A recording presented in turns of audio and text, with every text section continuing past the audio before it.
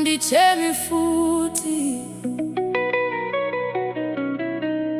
ndofamba nemi baba.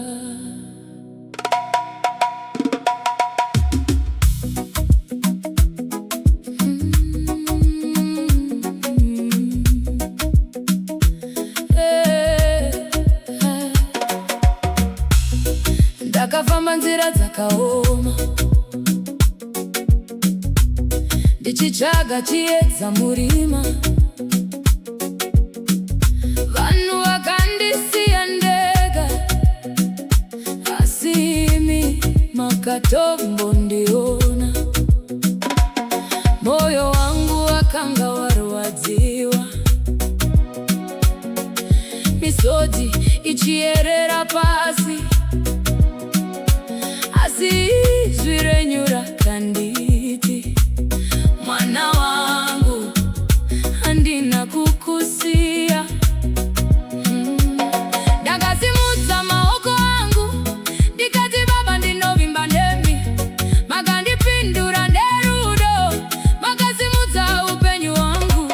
Muri Mwari Vangu, handingati kana dutu rauya.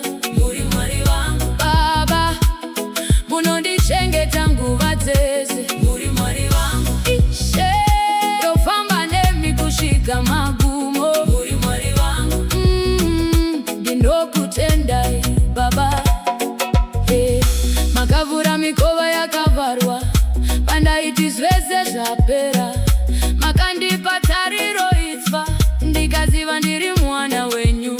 Shamwari dzangu dzakashamisika, ndichisimuka kubva pasi, nekuti simba renyu baba rinopfuura zvese pasi pano.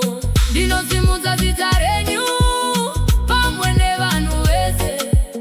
Rudo rwenyu haruperi, runondifukidza nguva dzese. Muri Mwari Vangu, handingati kana dutu rauya.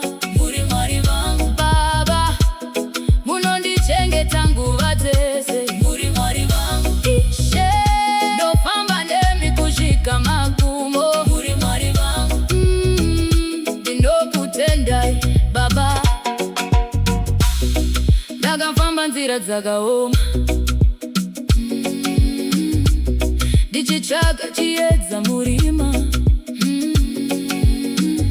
Vanhu vakandisiya ndega, asi imi makatombondiona.